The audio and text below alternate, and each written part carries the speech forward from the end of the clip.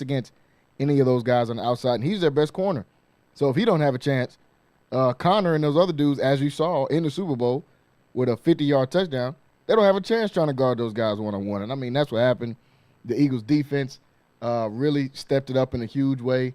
The Eagles' defense just dominated this game, as they have throughout this postseason and maybe even the regular season. I want to bring one more person in on the conversation. Joining me over here as well, somebody that's not an Eagles fan, so he doesn't get the same intro, but also a friend of the show and is up here all the time. But Kyrell Gibson joining us here today for the conversation. Kyrell, the Super Bowl has passed, man. You got to watch it. I know it's I don't know if it's the result you wanted or not wanted, but I know it's different perspective as a Cowboys fan watching Philly win. But Philly just completely dominates in this game, man. What was your thoughts on the game, on Philly's domination in this game, and then Jalen Hurts getting that MVP? Man, where do I start? Can you hear me okay? Yeah, you good. All right, yeah, where do I start, man? It's been a rough week and a half for me, man.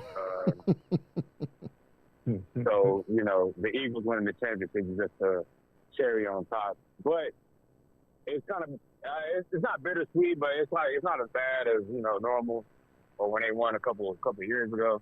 Because it's hard to not be fans of some of their star players, so it's a little bit different. But at the same time, it was just a complete organizational triumph. We've been saying for years how that Howie Roseman's the best GM in the NFL, or one of them, and it just seems like okay, it's finally paid off. You got C.J. Gardner-Johnson pulling up receipts from a couple years ago. Yeah, like 3 years ago. Go back on grass. Yeah, you run it back on grass. The defensive line don't getting. So it's different, man. But yeah, so like you guys said, Big Fangio just being able to rush forward and get after Mahomes, man. Like if you can do that in your game plan, your defense is going to be a real problem. And they were able to do it. They rushed forward, blitz when they needed to, but majority of the time, you got your edges, Josh Sweat and the twos, and it's a tackle getting pressure, man. They just whooped some dudes up and down the field. Like it was almost to the point you was like, man, Mahomes, like y'all not getting open, man. Just tell Worthy to just go and just launch it and see what happens, man. Like and it worked a couple times. You probably should have did it just probably every 4 downs. You probably should have just did it. Like just throw it as far as you can. Like that's 4-2-1 speed out there. I know Cooper DeJean is fast too, and so is Mitchell, but I'm testing the speed. But yeah, no, man, like you had outstanding smart play from your quarterback on the offensive side. The presence of Saquon Barkley kept the Kansas City Chiefs in a constant place of fear.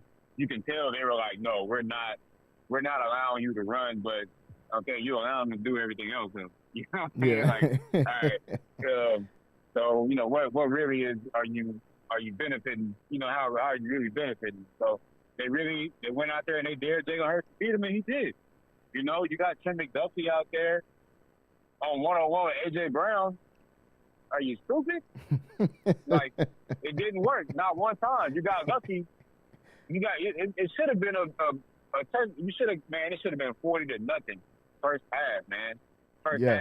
Because they shouldn't have called that back, that pass interference. Yeah, they shouldn't have called it back. That was not pass interference. I mean, hands to the face or some type of, if you want to call that, maybe I'll let you slide. But P.I., though, like, no, bro. Like, that was just hand fighting.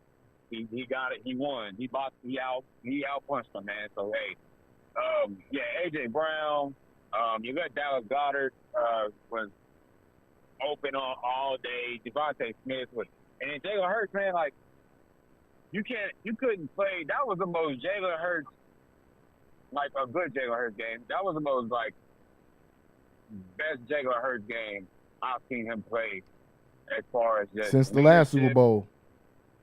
Yeah, well, yeah, because he really balled out that game too, but he just couldn't get it done in the end. But really, just it wasn't even like, oh man, he's dicing these dudes up. It was like when it came time to make a throw, he did what he had to. He knew what he had. He saw the defense. Hey, I got 1-on-1. All right, you know what time it is. Hey, little finger billing to AJ Brown. You know what I'm saying? Like, he knew what he had to do. Back shoulder fades all game, like over the right shoulder. Jalen Hurts did what he had to do, man. And the defense set him up most of the game. He did have a couple long, like 2 long drives. I think one ended in a field goal. Yeah, I think he might have scored on the other one. But the defense, man, I like not like if it was 10 drives in the game, 8 of them started at the 50. That's crazy. We talking about Mahomes. We talking about Travis Kelce. I'm sorry, Carl. The one thing that I couldn't figure out why was after the deep in the second quarter, why didn't it seemed like Kansas City didn't make any adjustments on offense. We kept seeing Mahomes 5-step drops, looking downfield. You're just not gonna have that kind of time today.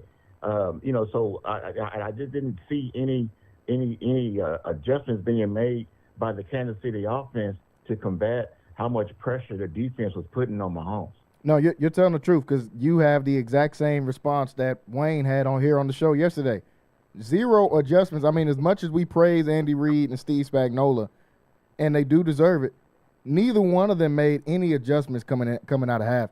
Matter of fact, when I seen them come out of the locker room, they're down 24-0, and then they tried to force run the ball to Pacheco 2 plays in a row. I was like, oh, they don't have any. They're done. They don't know what to do. They just ran 2 halfback dives up the middle. Both of them got about 2 yards maybe, and then it was another 3 and out.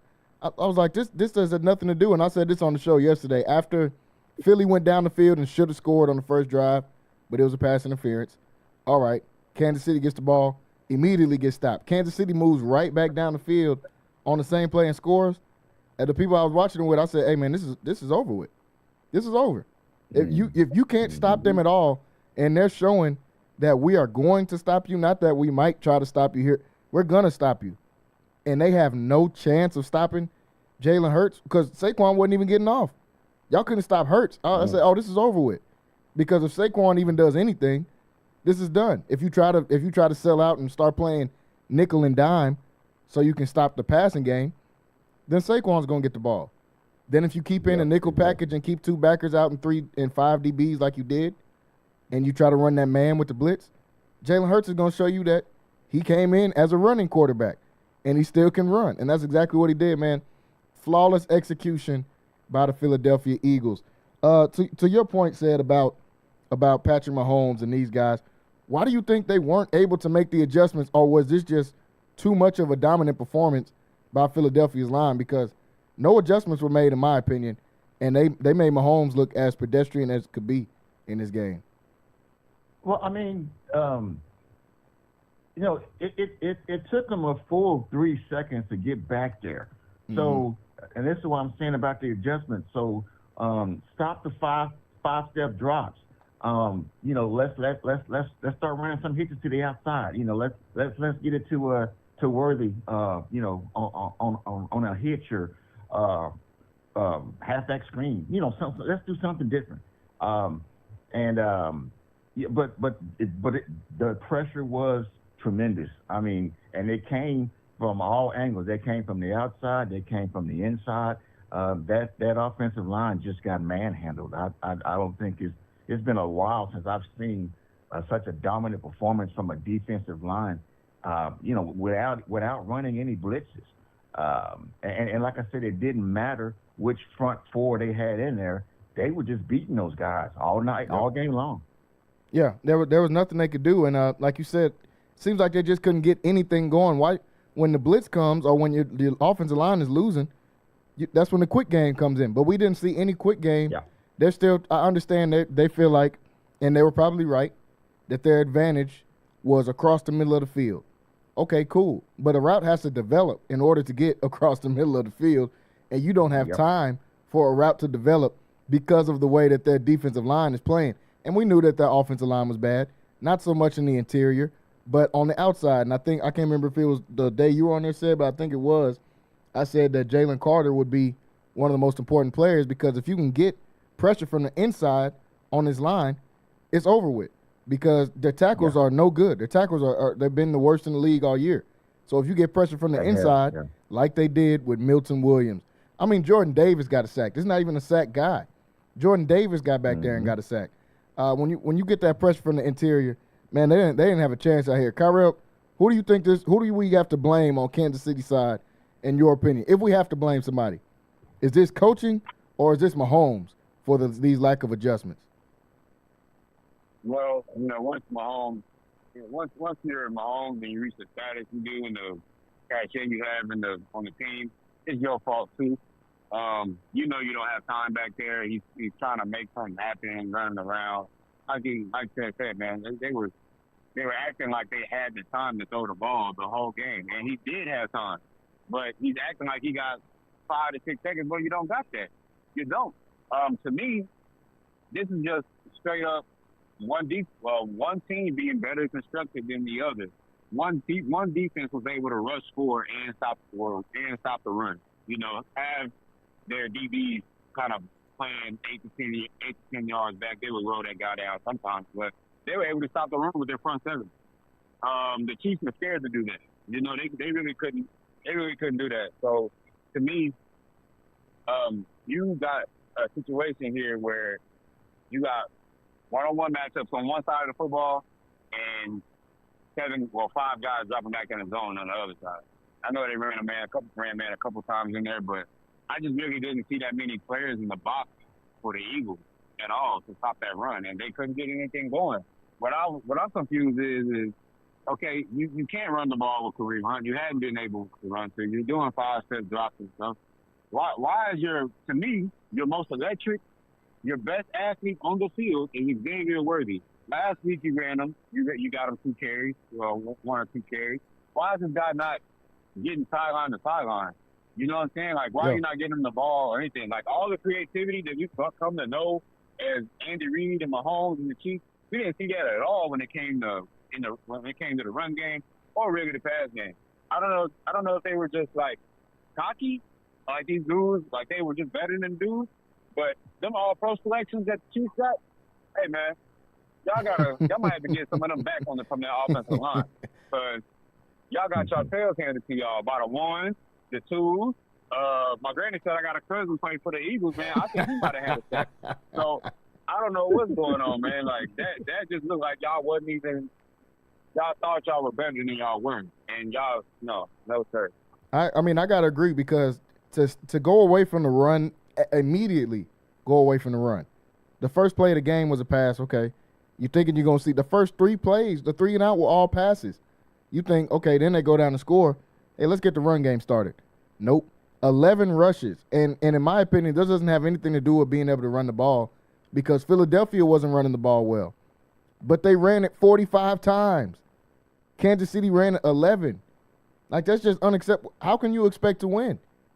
And I know that they know what winning is about. Go ahead, Seth. Well, I was going to say, a lot of that has to do, some of that has to do with them just being cocky, being stubborn. We're gonna find a way to turn this thing around like we always do. That's some of it.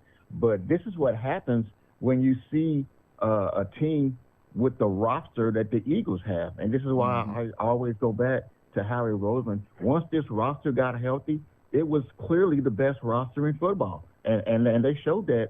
They showed that on Sunday. Yeah, now they couldn't do anything with it. At Kansas City, as we broke down all throughout the week, the last 2 weeks that we've been off, Philadelphia's roster is literally just better.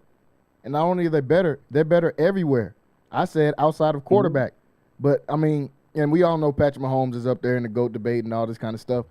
But 2 times he's looked across the field at Jalen Hurts, and 2 times he's been outplayed.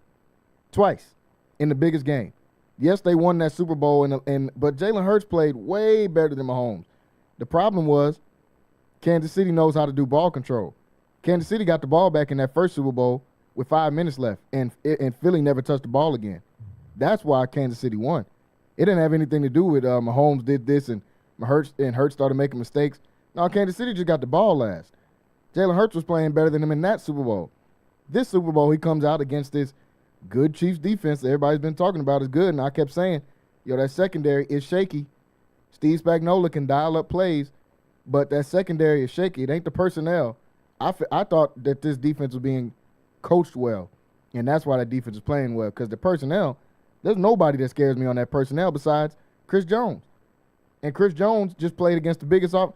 First off, once they did that tush push, Chris Jones was done. I seen him over there trying to roll his neck. He doing all type of stuff. He ain't been hit by 4, 5, 6, 8 dudes on the offensive line like he did when they did the QB sneak. So I mean, once that happened, he was pretty much done. He was neutralized. That's the only guy on that defense I fear. I've seen Trent McDuffie get beat too many times this year for me to say, oh, yeah, well, they got McDuffie out there a lot.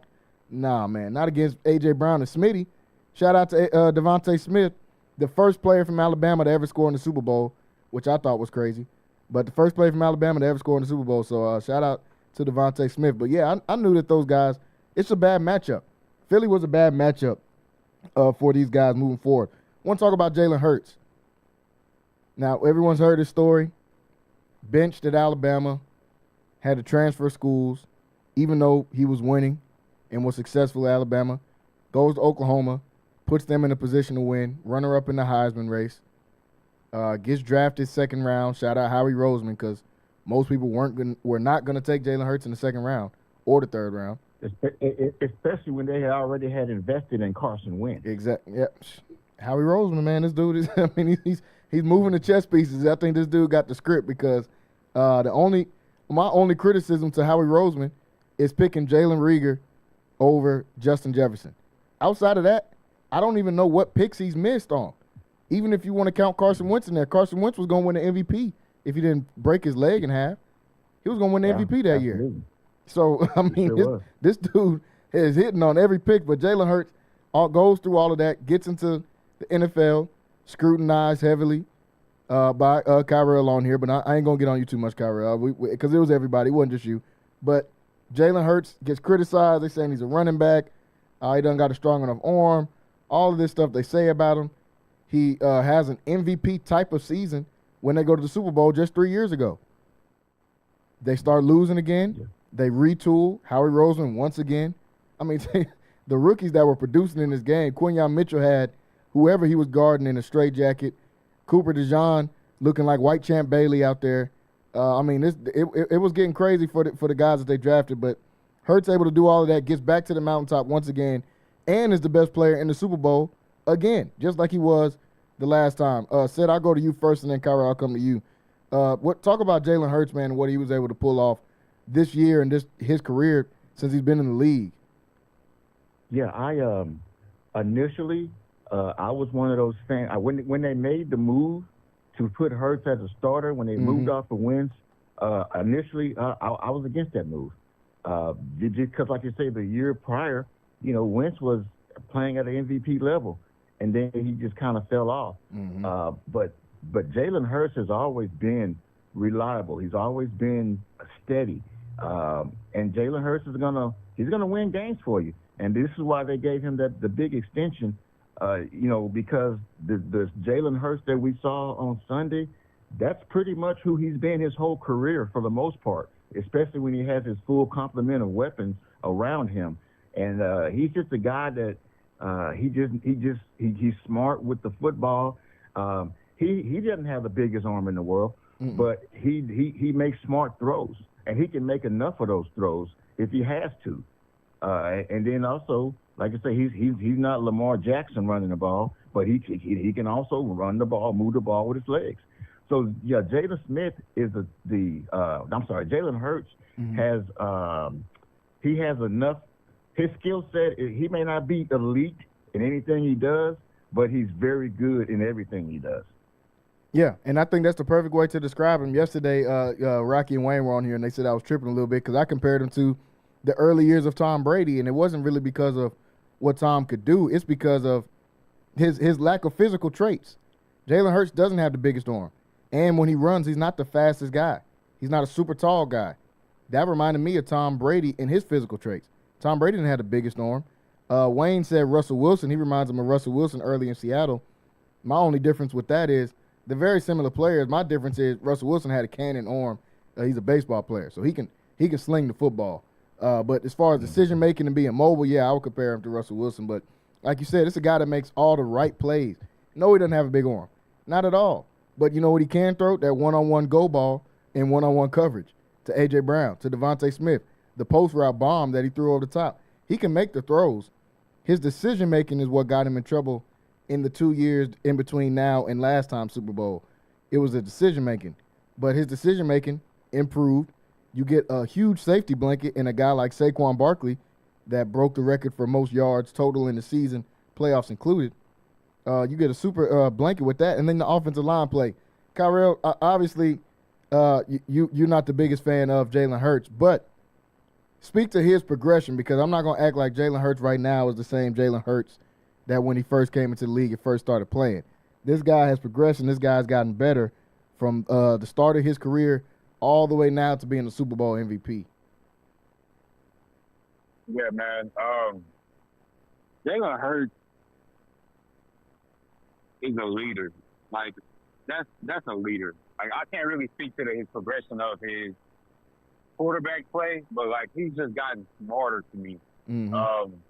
He's still making the throws that he was making in the beginning. You know, like he's always had talent, on talent, but he hasn't been like a top 10 on talent to me. You know, Brady.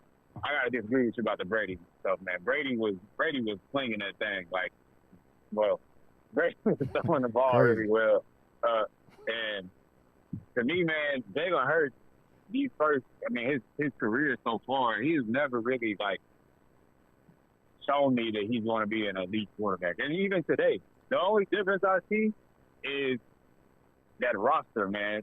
And I see a first-round pick on the X, a first-round pick to a Y, and a Hall of Famer in your backfield and the best offensive line in the league in front of you. And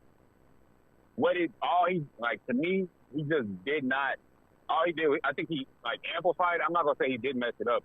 He's just so smart now that he amplified it. And we saw it. Like, I text you in the chat, like, he's just a big game player. Like, I don't know. He might not be Joe Burrow, you know what I'm saying? But if we got the same team on both sides of the football, I think I might want Jalen Hurts just because I know he's not going to, like, I'm watching Mahomes do pure A's and everything and stuff. It's like, bro, like, you really don't need all that. You know what I'm saying? Like, it really don't need all that. But Jalen Hurts is definitely, like, a quarterback personality and a quarterback, like, somebody that you can just, hey, man, the intangibles is all there. Like, the legs, he knows how to use his legs. He knows what to do in the right situation. He knows he's not going to maybe throw the ball laying, being horizontal in the air. Like, why even try? That's not who he is. But Jalen Hurts is definitely a winner. Like, and this is the biggest representation of what that means when people say that. Jalen Hurts is a winner, and he always has been. And it's as simple as that. I don't know where, I don't ever see him winning no MVP or nothing like that, man. Because for one, like, you're gonna have to throw more than 25 or 23 touchdowns in a season if you're gonna win MVP. But he don't need to. This is how, like, big up to Jalen Hurts, man. Like, that's why it's hard to not root it. It's hard to be mad about the Eagles winning just because this is the first time they've ever had, like, likable players to beat. You know, I hated Donovan McNabb, you know. But Jalen Hurts, man, you can't hate on dudes. You can't hate on Saquon Barkley. You can't hate on A.J. Brown. Now, I can hate on the Eagles, you know, as a whole, but, you know, and they fans. But when it comes to the players, no, these dudes deserve that. And Jalen Hurts' story from day one, Houston kid, like, I can't hate on that at all. But same time, you don't have to. I don't want to hear no elite Jalen Hurts conversation. I hope nobody's trying to start that.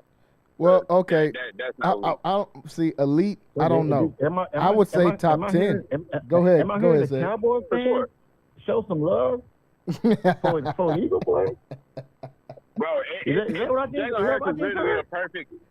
Jalen Hurts is literally the perfect. You had to be a Texas kid, you know what I'm saying? That came, that was at the peak and, like, got knocked down and got back up.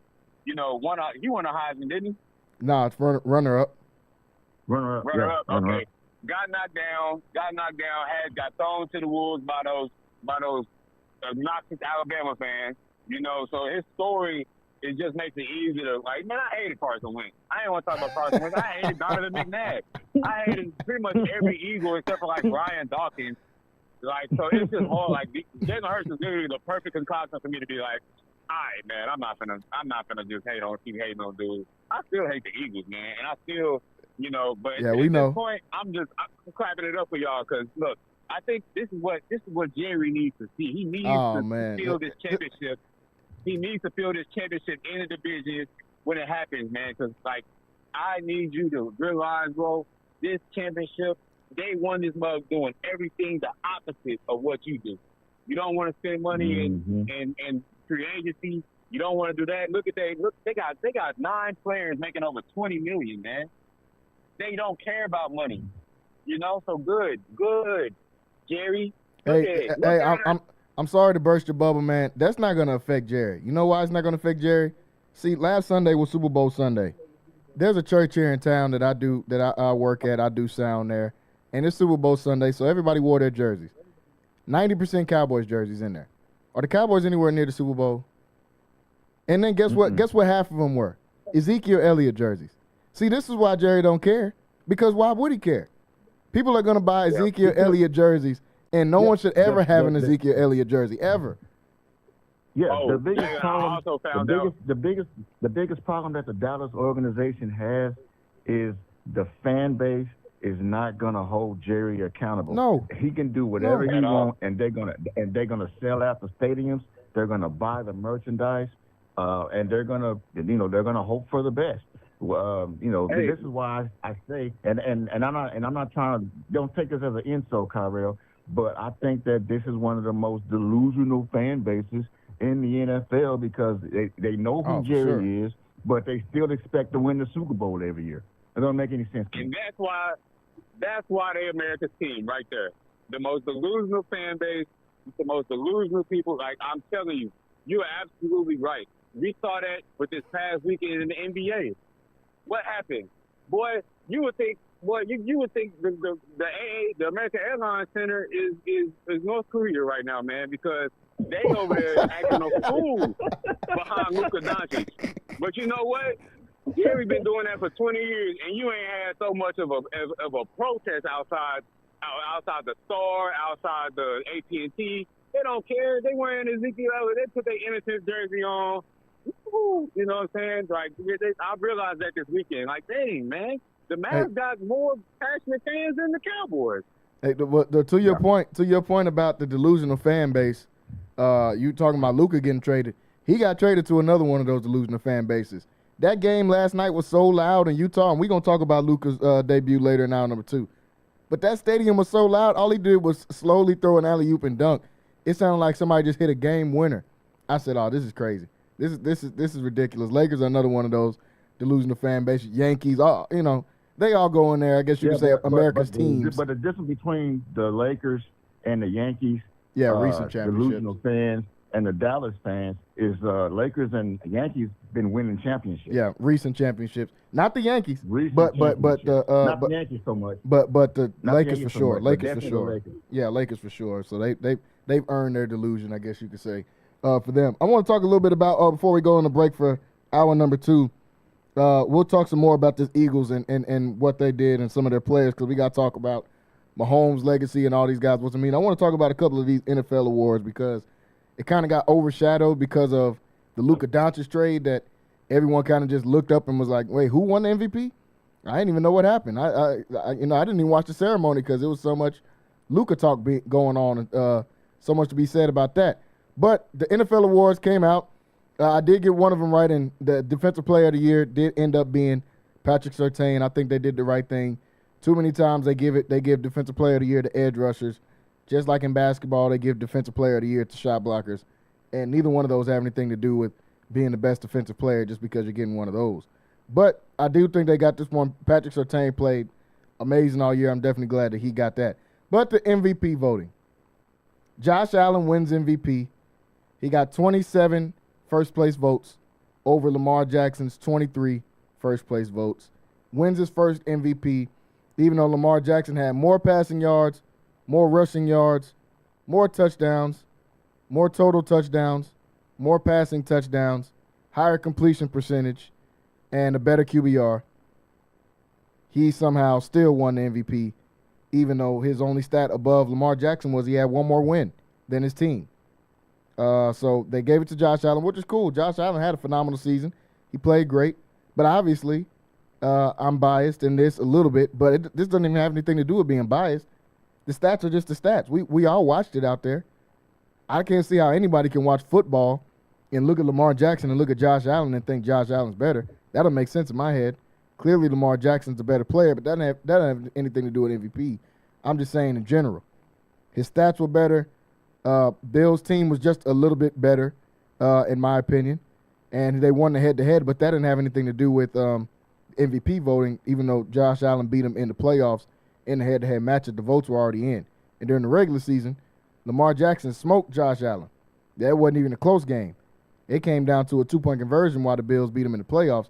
Regular season, the Ravens and Lamar Jackson, they took off on them boys. Said, what did you think when you seen it? The news came out that Josh Allen won MVP.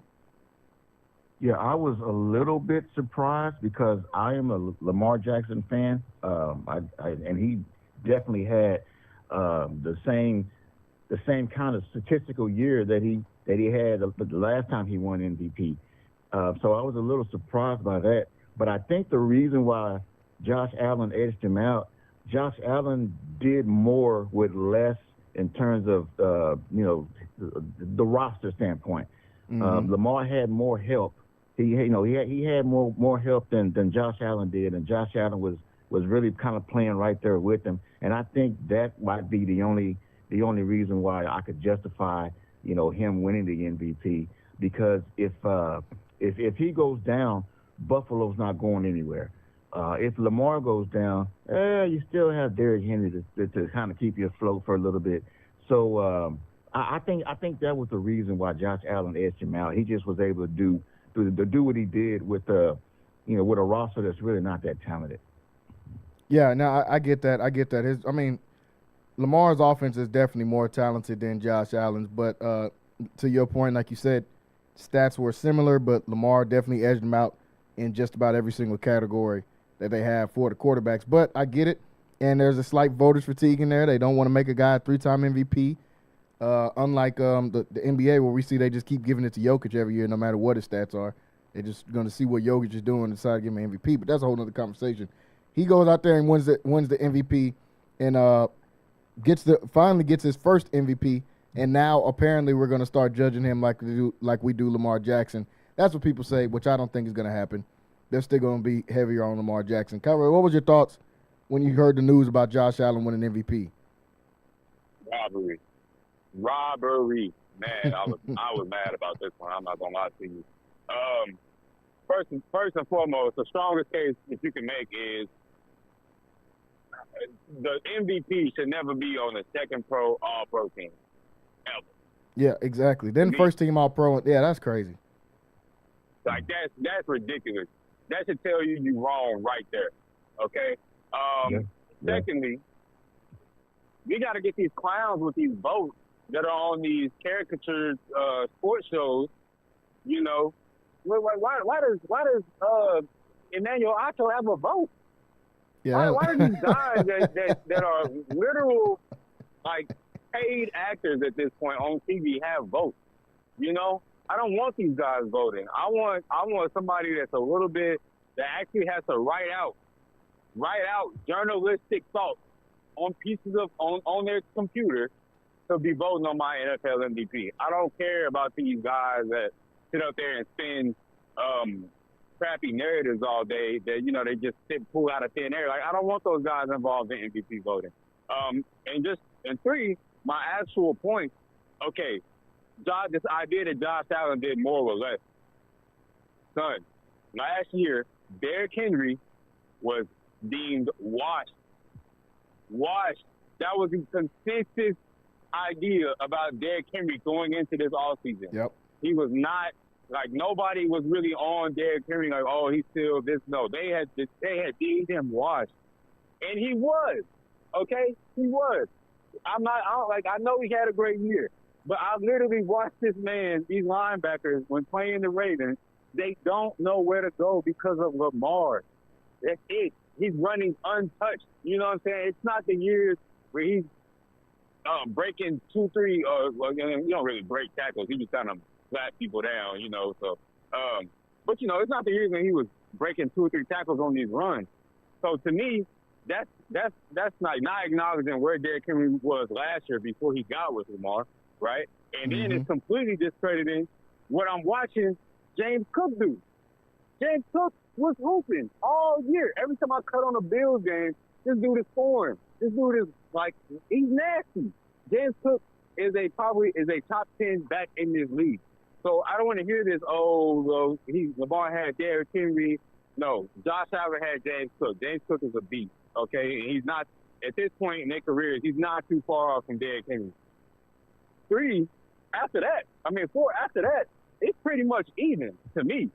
You got Amari Cooper over there in mid-season. I'll give you that, but he got Amari Cooper over there.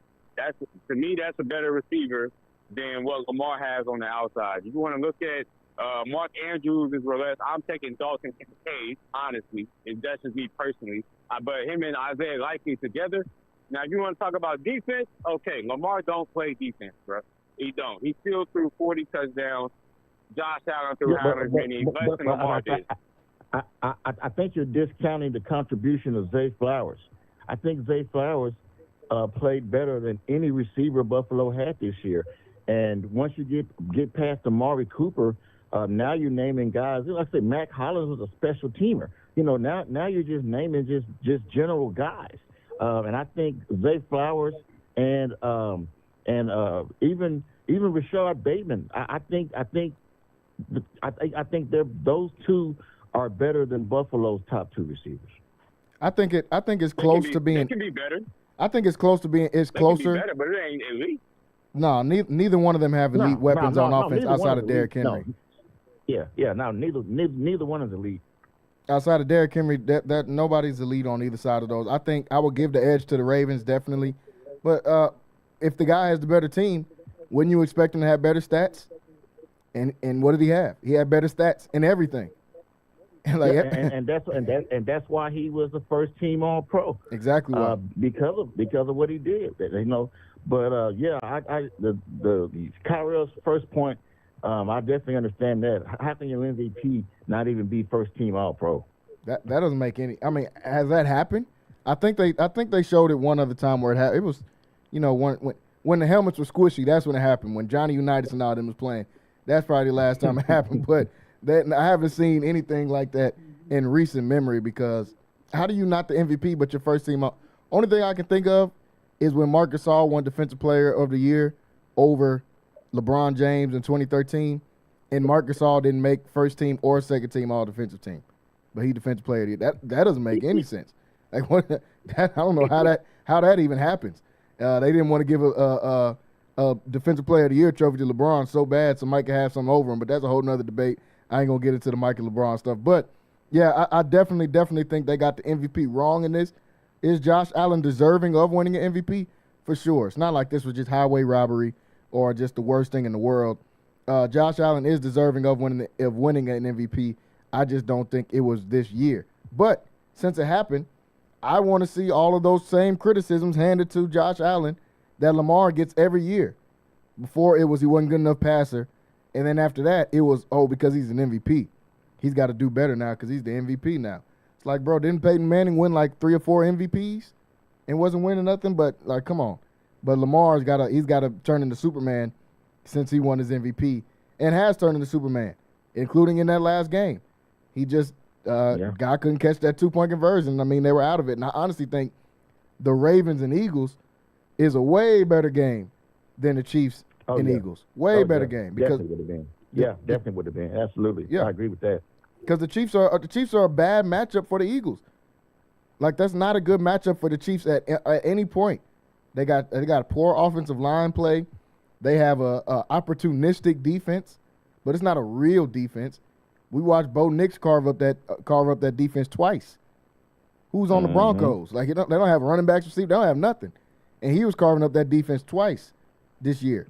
So I mean, like I wasn't all that in on their defense like that. I was in on Steve Spagnuolo, but you gave these guys a chance, and they converted. Last question before we go to break here. Said Nick Sirianni, he gets it done. Heavily criticized coach. People question his decision making. Seems like in this game, he made all the right decisions when it was time to make them. What you think about Coach Sirianni in this Super Bowl run? Nick Sirianni is often criticized because he has issues with his behavioral conduct. You know, he just does things that you'd be like, why are you doing that? You're the head coach. But one thing that he has done consistently is he's been able to surround himself with good coordinators. You know, and so this is why he has, you know, the 2 Super Bowl trips in 4 years. If he continues on his pace, and once again, it helps when you have Howie Roseman buying the groceries. Yeah. But if they can, you know, and I don't know how long Roseman wants to do this, but if they can stay together, the organization is going to be set up for a lot of success going forward. Yeah, I agree. Coach Sirianni, in my opinion, like you said, heavily criticized, but I think that has a lot to do with his actions and not his coaching. I think too often they try to conflate the two and try to make his actions be part of his coaching or his getting into it with whoever part of his coaching. But that doesn't have anything to do with that. When he's on the field, in my opinion, I like Sirianni as a coach. As far as his decision making and his decision making and picking his coaching staff. And we'll talk about that in hour number 2. Kellen Moore headed out to New Orleans, but he picked the Kellen Moore, a guy that got tossed to the side by the Dallas Cowboys. He picked the Vic Fangio, a guy that everybody forgot about because he was terrible as a head coach in Denver. But that doesn't have anything to do with his defensive coordinating, and that was proven. He said, came right on the show and said, I think Fangio is a better defensive coordinator than Steve Spagnuolo. He proved it. Everyone said Andy Reid's a better coach than Nick Sirianni, which he is.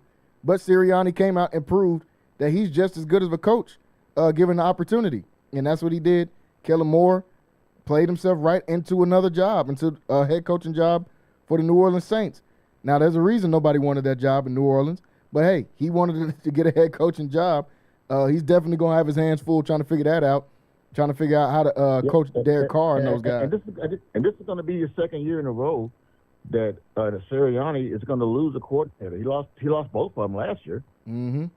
Yeah, I think they took a big hit when they lost Shane Steichen the first time, and he went to Indianapolis. I thought their offense took a big hit, and it took them kind of a year to reload and regroup. Yeah. And now he gets Kellen Moore.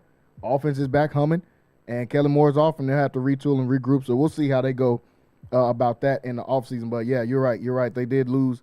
They've lost multiple coordinators in his head coaching tenure just already, and he hasn't been the head coach that long. And they've already lost multiple coordinators on both sides of the ball. So I think Fangio will be sticking around, and they have to try to find somebody to replace Kellen Moore. I'm interested to see if they'll get somebody off of the staff currently, or will they get somebody to try to go a different direction. But we'll be able to talk about that some more as we get further into this offseason. Folks, we got to take a break here for the top of the hour. When we come back, still got some more to talk about. Got to talk about Patrick Mahomes' legacy in his GOAT debate. We got to talk about Aaron Rodgers once again. Now, I'm getting tired of talking about Aaron Rodgers. I ain't even been in media that long, y'all, and I'm already tired of talking about Aaron Rodgers. But we got to talk some Aaron Rodgers again. Debo Samuel made a request, trade request as well. And, of course, we got to talk about Luka Doncic and his Laker debut. So stay tuned and stay locked in right here on Centex Primetime. We're going to take a short break, and we'll be right back after this. A full-scale media agency and your go-to source for all things audio and video. Is your church long overdue for audio and video upgrades? Call Lighthouse Streaming for a free consultation. Does your corporate or church event need audio or video production? Don't stress. Call the guys at Lighthouse Streaming. In business since 2017, Lighthouse Streaming has produced hundreds of live events and completed dozens of church and venue installations. Whatever your AV needs are, Lighthouse Streaming has you covered. Give them a call at 254-252-4206. That's 254-252-4206. Or go to lighthousestreaming.com and set up your free consultation. NSJ Event Co., one of the premier event designers in Central Texas and a Centex Sports Network supporter.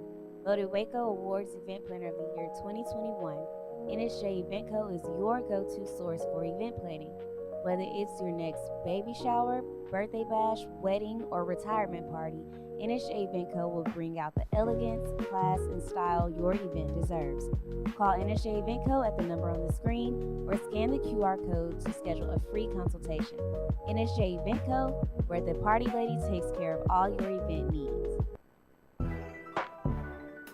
Hey guys, it's Rocky and Keisha, and at Prosperity Tax Service, we're all about convenience. We get it. Life is busy. Your time is valuable. That's why we've streamlined the entire process to be as hassle-free as possible. No more sifting through piles of paperwork or spending hours at an office. With Prosperity Tax Service, you can handle your taxes from the comfort of your own home. Your financial data is in safe hands with us through our secure and user-friendly customer portal at prosperitytax.com. It's your one-stop shop for all things tax-related. Log in anytime, from anywhere, whether it's from your couch or on the go. We are experienced tax professionals, well-versed in handling a variety of tax situations. Receive genuine assistance and competitive pricing from real tax professionals who've seen it all. We're marking 2 decades as a community-based enterprise here in Waco, Texas. So call us at 254-235-5662 or log on to www.prosperitytax.com. Thanks, guys. Hello? Hey, what are you doing? Oh, nothing, girl. Trying to decide where I'm going to find a birthday gift for my boyfriend. Oh, that's easy. Go over to the hat stand at 900 East Waco Drive. What do they carry? They carry men's urban wear, jerseys, hats. They even do custom embroidery. You could get his name on a hat. What? Really? Yeah, you can even get a custom birthday shirt made as well. I'm on my way. Where did you say it was again? 900 East Waco Drive. Right there, next to the Goodwill. Okay. NSJ Event Co., one of the premier event designers in Central Texas and a Centex Sports Network supporter. Voted Waco Awards Event Planner of the Year 2021, NSJ Event Co. is your go-to source for event planning. Whether it's your next baby shower, birthday bash, wedding, or retirement party, NSJ Event Co. will bring out the elegance, class, and style your event deserves. Call NSJ Event Co. at the number on the screen or scan the QR code to schedule a free consultation. NSJ Event Co., where the party lady takes care of all your event needs.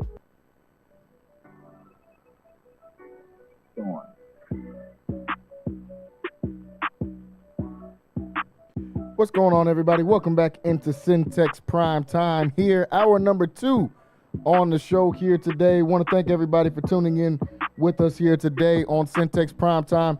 Whether you're watching with us on YouTube, Centex Sports Network / Centex Sports TV, or over on Facebook, Centex Sports Network as well. You can go on there and check us out. Also, streaming on Twitter. You can go over to Twitter or X, whichever one you call it, man. I don't know what to call. I'm still going to call it Twitter. But Twitter or X, you can go over there and stream it as well. As we are live here 5 to 7 p.m. right here weekdays on Centex Sports Network. Just got done talking about in hour number 1. Philadelphia Eagles and their Super Bowl pursuit finally get the job done.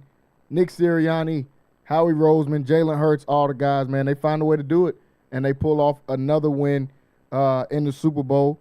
First one since they won in 2016 back with Nick Foles. Now a little bit different of a group than when they had Nick Foles, but still able to go out there and get it done. I didn't know Brandon Graham was still on the team. Said, I ain't even going to lie to you. I seen Brandon Graham out there chasing people, running around. I said, man, look at old Brandon still out there getting to it. Now he's got 2 Super Bowls. Missed this whole year just about on injury reserve. So I thought they ended up cutting him because he was on injury reserve so long. But stuck around, came to the Super Bowl, and messed around and won them 2 of them things, man. So shout out BG, shout out Brandon Graham. Kyrie, I know you ain't gonna shout out Brandon Graham. I don't think any Cowboys fans like Brandon Graham, but it's all good. I know you don't.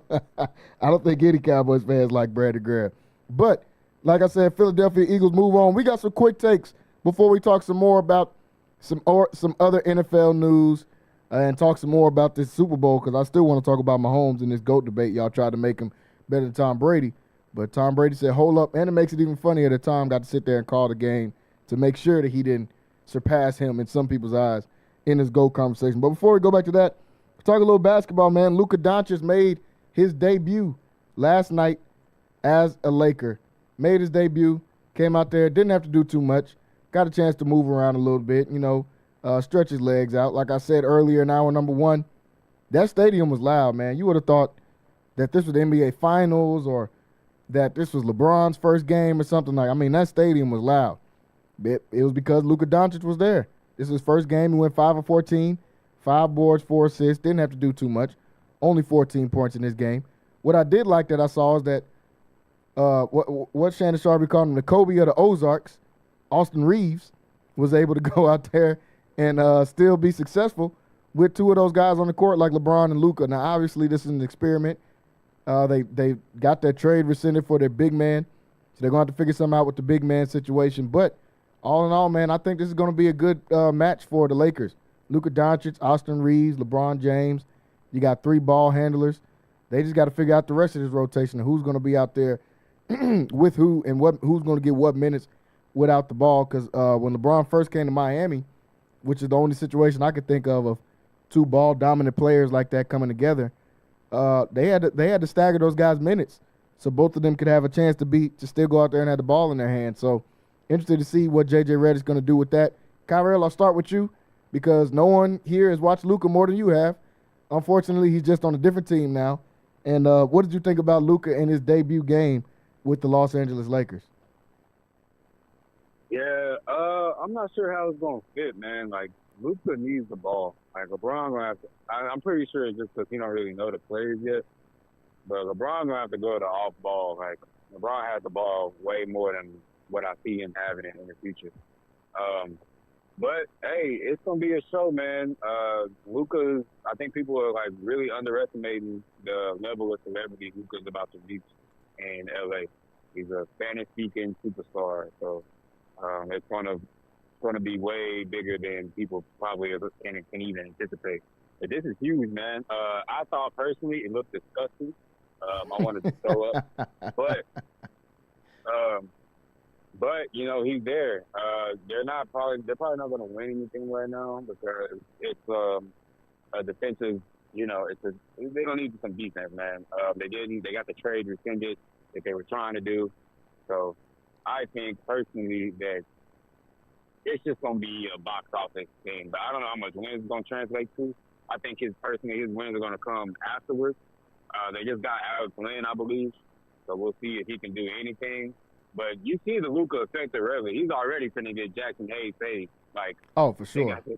For sure. Man, come on, man. Like, it's like Luka is just, it will be a showtime. It will be a showtime, but just, I don't think they're going to have the defense to really put it out, pull out a championship. But outside of that, man, it's box office, I guess, Like, it's nasty looking, but it's box office. I mean, that 77 in yellow isn't the best looking jersey, but Luka is going to be a great fit with this team. They had the Luka jersey laid out for everybody. See, if the Lakers don't know how to do nothing else, they know how to treat their fans and they know how to make a show. They made this into a show because we watched the starting lineups. When's the last time the starting lineups was televised on it? I don't think they're televised for the finals. We watched the starting lineups get called out in the arena, and Luka got to go last. LeBron hasn't been the last one not called probably since he got into the NBA. And he let Luka be the last one to get called out in that starting lineup. And that fan base was going crazy. Seb, what was your thoughts on Luka's debut in Tinseltown out there with the Los Angeles Lakers? Yeah, well, first of all, once I heard about the trade, I said, this is the Lakers doing what they always do. They're going to always go out and bring in a big star. Yep. They're big on star power. Los Angeles is a celebrity town. Luka is a legitimate international superstar. So that's the first thing that struck me. And then, secondly, I think that if there's anybody in the NBA that Luka Doncic is willing to defer to and learn from, I think it has to be LeBron James. And we know that LeBron is the type of guy that he's always going to do whatever he has to make his teammates better. So I think he won't mind playing a mentor role, this season. Mm-hmm. Now, I don't know if how much longer he wants to play, or if he wants to play somewhere else. He does have a no trade clause, and by bringing in Doncic, what they're really doing is they're signaling the end of the LeBron James era in LA. So it wouldn't surprise me if he wants to go somewhere like New York and retire there. That wouldn't surprise me at all. But as far as Luka's debut, I think we saw him being willing to defer to LeBron, because he didn't defer to Kyrie when they were in Dallas together. No, not at all. He didn't defer to Kyrie, nor should he. I think LeBron will eventually, I think he'll be ready to defer to Luka once Luka is comfortable. As of right now, he's going to still be taking the bulk of the shots. But once Luka is comfortable, I think LeBron will be able to defer to him. And like I said, this is game one. I don't know how this is going to look moving forward. I think it's going to work, but honestly, we just don't know as of right now. And for the people, they think, oh man, this is some type of collusion, something going on because they had to get Luka to the Lakers. But said, you just made the perfect point. This is what the Lakers always do. You think it's shocking that they got Luka in a trade. Imagine getting the best player in the league, Shaq, after only 4 years in Orlando. People forget that he only had 4 years in Orlando. Most stars we see nowadays have 7 or 8 years in wherever their team is before they leave. Shaq played 4 seasons for the Orlando Magic before he left to Los Angeles. That is a way bigger story than Luka going in a trade and trading another all-pro player for Luka. Shaq just left. They didn't get anything. He just left his team after going to the finals and went to the Lakers. So, this is what the Lakers do. Well, what are we saying?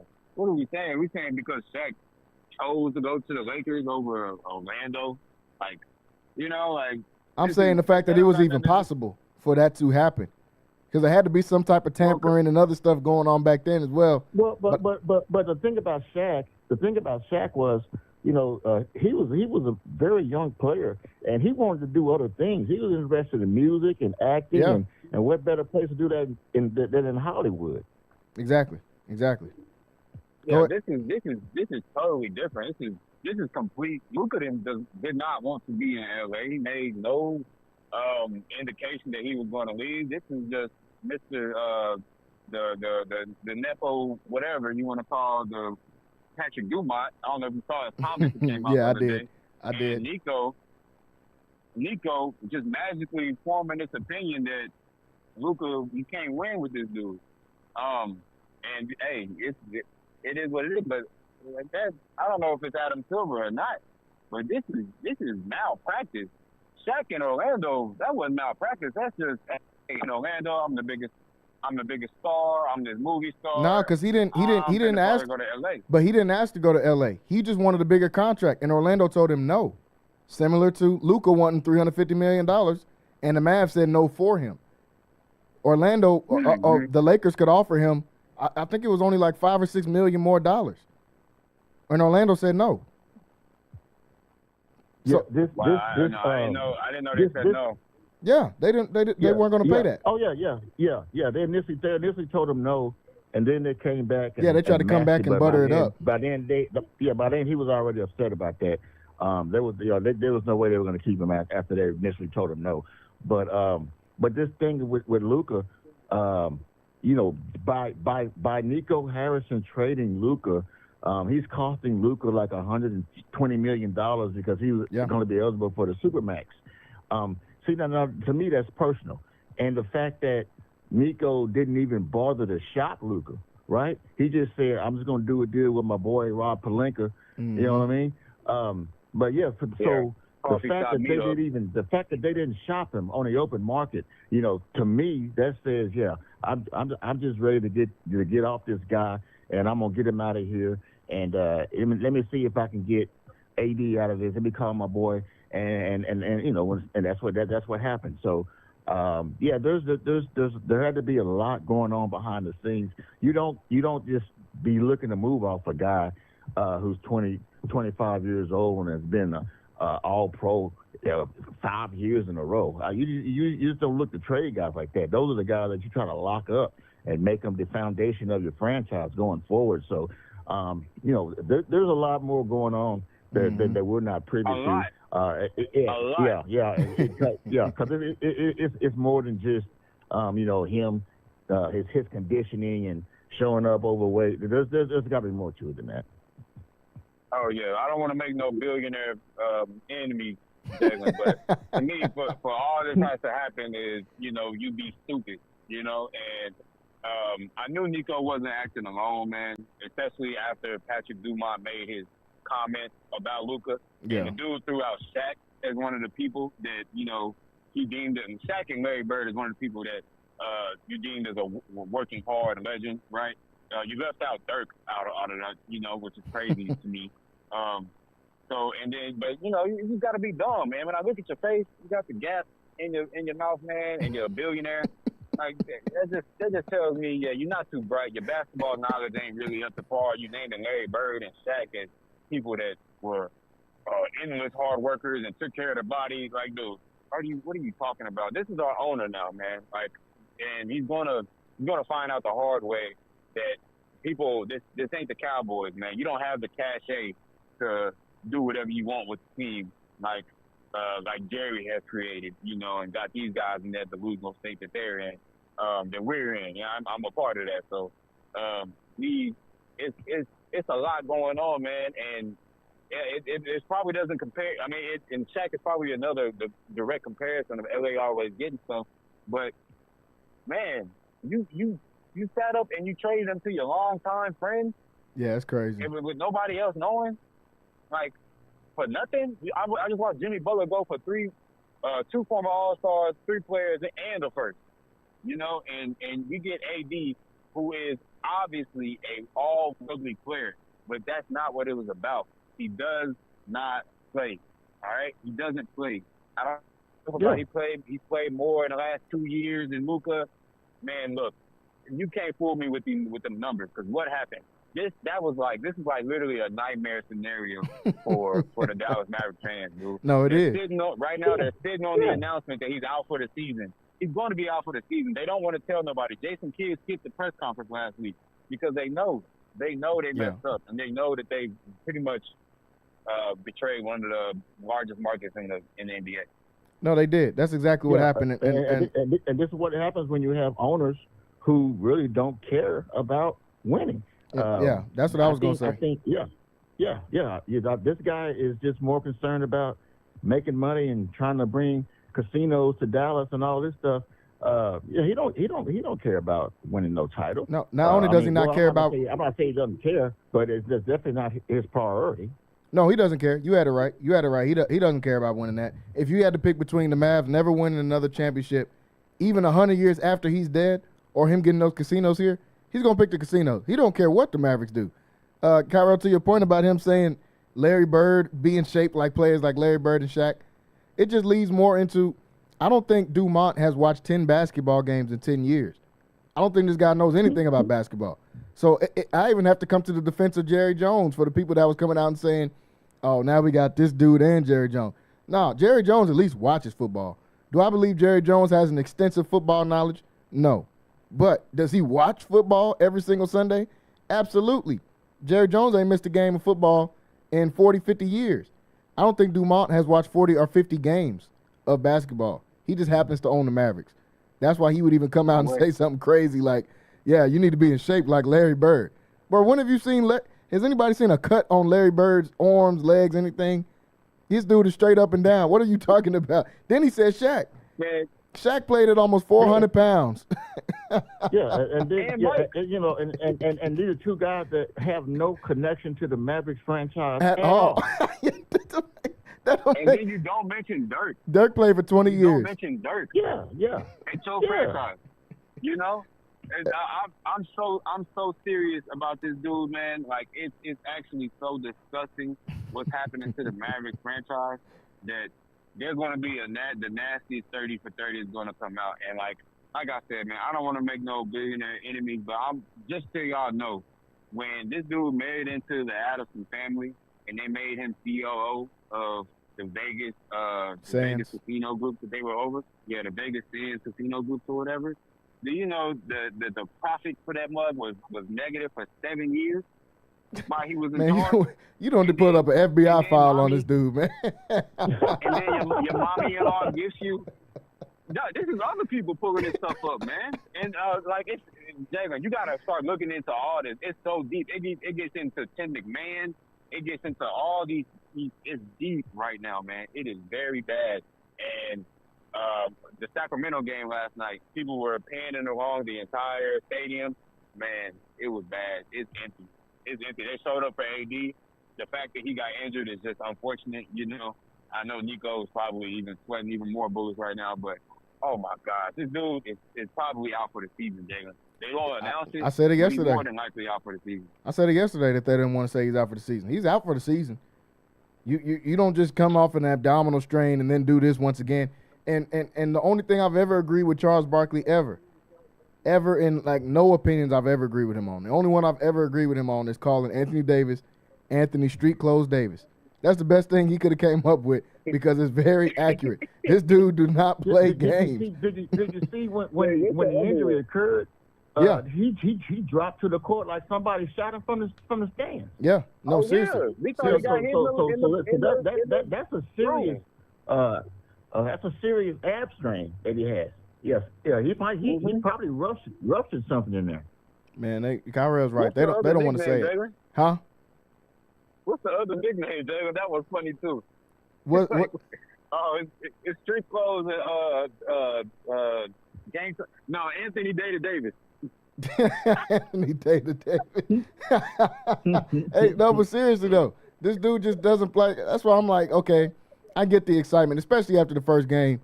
He goes crazy in the first game. I mean, it was against my Rockets too. He just completely dominated, which wasn't surprising. We start a point guard at power forward right now. So that wasn't surprising that he was going crazy.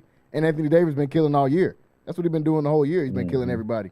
But the fact that he goes down immediately and then followed by another slew of Maverick players to also be injured over the next course of a couple days, I mean, it's crazy. And that's my reason of why I always said the Lakers won this trade, even though some people said, oh, the Mavs won this trade because they're winning in the right now. Because guess who else gets hurt like that? Kyrie. Guess who else gets hurt like that? Klay Thompson. Guess who else is now hurt that's young? Derek Lively. Like, what are we talking? And he's hurt. Yeah. What are we talking about? Like, none of these guys play basketball. You haven't heard. Go ahead. Oh, you haven't heard, Jalen? What's that? Yeah, Daniel Gafford hyperextended his knee last night. Yeah, and that's what I said. I said another slew of Mavs have got hurt since then. And Gafford's one of them. P.J. Washington is also injured. Like, I mean, it's kind of crazy to see what's going on with the Mavs, and after they try to justify it. All these injured guys, and you wanted to move off of Luka because he's not in condition, he's not in shape. He's drinking beers at the end of games. Like, come on, man. Who cares about if he drink? Hey, it could have been the '80s, man. This dude could have been playing with some Yola in the back of the locker room. As long as it's not before the game, I don't care what you do. He's giving you 50. Like, what are you talking about? Oh, he drinks beer and sweet tea. Okay. One more thing, Jalen. Yeah. One more thing, just to add to the storyline, right? Tim Calishaw, not Tim Calishaw, that's the Cowboys guy. Tim McMahon. Yeah, McMahon. Comes on ESPN and brings light to the fact that, or to the just idea, or whatever. They say that Nico Harrison has been getting death threats. All these things, they're concerned about player safety right before the game, right? Mm-hmm. The Celtics game, I think, when we beat the Celtics the other night. Death threats and all this other stuff. Another reporter that checked in with DPD, Dallas PD, and they said they have no reason to believe that there's any threat to the Mavs front office or at the American Airlines Center game. And then Wendy, Tim McMahon, all these people on their little podcast come out and call this dude a wannabe reporter. So it's like, there's a lot of drama going on. It's too much drama because Tim McMahon, stop boosting it, bro. Instagram DM from an account with no face on it is not a death threat, bro. That's somebody in Utah playing around on their phone because they're bored. And you talking about death threats. Go ahead. And Udonis has them. Udonis, Adonis, whatever. Udonis has them. UD. Man, shut up. What are you talking about? Talking about Mavs fans to just get over it. Get over it. Well, I mean, Sir, you don't have. I kind of agree with him though, because what else can you do? Sir, what you can do is do them until the end of time. That's what you can do. But why are you saying anything? Yeah, he should have Okay? stayed out of it. Let's talk about that permanent imprint you had on that Miami bench. Okay? Let's talk about that. Literally, you can sign your name to the pad you used to sit on for the bench, man. Because it never left. It never was detached. So we don't want to hear you talk about getting over star players, sir. We'll get over you. I'm sure Miami has gotten over you, and the fact that you're gone. They're glad to see you on TV, and instead of taking up money from their salary cap, don't speak on what Mavs fans should do about a generational talent, man. That's just poor. And like, I know he was just trying to go viral, but hey, I'll respond to that. Be quiet. He don't. But that's all they can do. That's all y'all can do. At the end of the day, you're gonna have to get over it one day. Will that day be right now? No. But eventually, one day they'll maybe get over it. Maybe he's trying to give you guys some optimism and just say, hey, we can move forward from this and go forward. Whatever he was trying to say. But speaking of Miami, since you talked about him, they also made a trade. Jimmy Butler's on the Golden State Warriors. Jimmy Butler and the Golden State Warriors are now 2-0 since he's arrived there. Last night, they had a pretty good game with Jimmy Butler and Steph being on there. I think Steph had around 30. Jimmy Butler also contributed in that as well and had a good game. And so far, like you said, it seems like opposites have attracted, and they both playing good. These are two opposite players. I was interested to see how is this going to work with, a lack of shooting on the floor with Jimmy Butler and Draymond Green both on the floor. But as of right now, and I don't know how long this will stay, Draymond started at the 5, and they kind of put Jimmy Butler at the 4. Now, that's obviously not going to work and do anything as they move further in the season. But so far, they got 2 wins. Jimmy Butler last night, 20 points, 9 boards, 6 assists, 4 steals. Steph Curry had 38. Looks like he's been rejuvenated since they've added Jimmy Butler. Now, they were playing the Bucks without Giannis, so I'm not too moved by that happening. But what do y'all think about this Golden State? And Sid, I'll start with you. What do you think about Jimmy so far on Golden State and his impact? Kind of irrelevant to me. Yep. This doesn't make Golden State a contender or anything like that, at least not in my mind. What it does do for Golden State is it's going to put them in a bind next year because they signed Jimmy to a 2-year, $121 million extension, and now you're going to have him and Steph taking up a bunch of your cap space. Yeah, I think they kind of hamstrung themselves, going forward in the future. But did it make them a better team for this season? Not really, not in my mind. Yeah, I agree. I mean, I think they got a little bit better, but them, like I said, them beating Milwaukee without Giannis and Jimmy Butler coming to Golden State, they're 27-26. They just got above 500 with these 2 wins in a row. Warriors aren't doing anything. Who are they guarding? Like, is Jimmy Butler going to guard 5 people now? Draymond Green is now going to guard Jokic. Draymond Green is going to guard Anthony Davis if he ever comes back. Like, what are we talking about? Like, they're going to lose. If they make it into the play-in, they probably won't even make the playoffs. They're going to lose still. I still don't think this is a good team like that. Kyrie, what's your thoughts on Jimmy Butler heading over to Golden State and now they're 2-0? Yeah, I like it, man. I actually do. I don't know if they're still going to be like a first-round exit if they make the playoffs, or probably a play-in exit. Well, no. They'll be a first-round exit. I think they'll beat somebody in the play-in. But it's a good move for the franchise. Like, you keep Steph relevant for a couple of years because it was looking like he was going to be, probably on the out, on his tail years. I mean, he really is in his tail years. Mm-hmm. But now it's like you at least be competitive on the tail end of Steph's career. Jimmy, I still don't think Jimmy's a good basketball player. Like, I know I'm probably like, I'm gonna say I sound stupid. I just don't see it, man. Like, I hate watching Jimmy Butler play basketball, man. He has an ungodly whistle. He can't shoot. You know what I'm saying? I don't know how he gets so many foul calls, but this dude's whistle is Hall of Fame. It's crazy. Like, this dude goes to the line so much for nothing. And I'm just like, all right, bro, how do y'all fall for his pump fake? Let him shoot. let him put the ball up, man. But I actually like it, man. Jimmy's a winner, bro. He's kind of like Jalen Hurts of basketball. Oh man, here we go.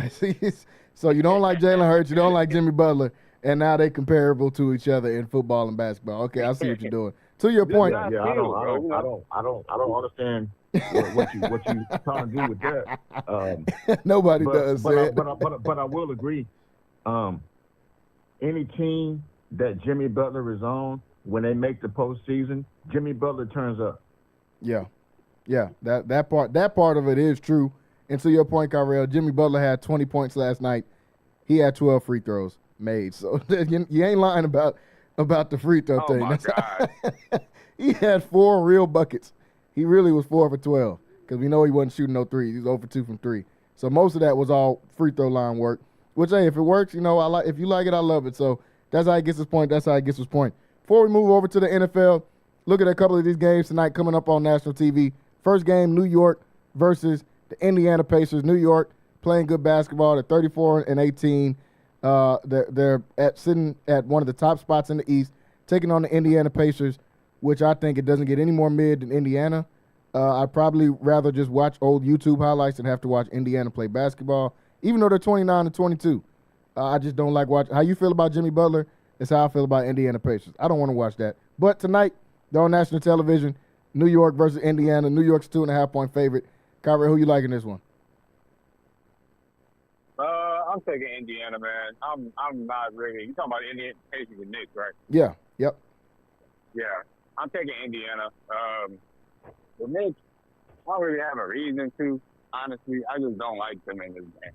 I feel like Halliburton is one of those players that is just going to play well at always get TD Garden, Madison Square Garden confused. But I feel like Halliburton's one of those guys that's going to step up when he's in a big stage like Madison Square Garden. They're in Indiana. And it's they are in Indiana. Well, hey, we'll see. I'm still taking Indiana. I'm still taking them.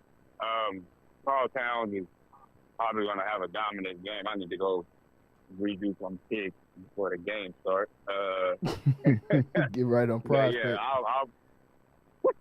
But yeah, I'm probably still going to take the Pacers. I like Tyrese against smaller guards. We'll see if he can take advantage of JB out there. But yeah, give me Indiana. Yeah, I get your point about that with the smaller guards. I still like New York in this one, even though they're on the road. I think New York's just been playing good basketball. And like I said, I don't like watching the Pacers, so I like New York in this one. Say, who you like, New York or Pacers in this game tonight? Yeah, I actually like the Pacers.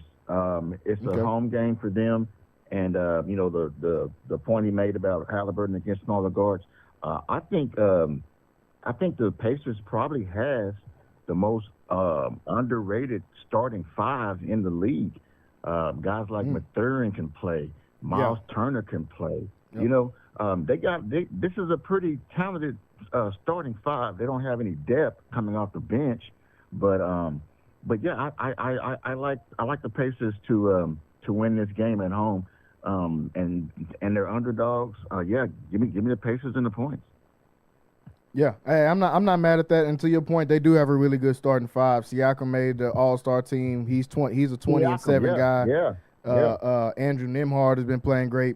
Ben Mathurin has been great since when he could play. He's missed a season and a half of basketball, but when he's playing, he's a really good guy. He was a good guard coming out of Arizona, and then Miles Turner to shore up that lineup. I agree with you on that. They do have one of the better starting 5s. The second game, the night game, Memphis Grizzlies taking on the Phoenix Suns.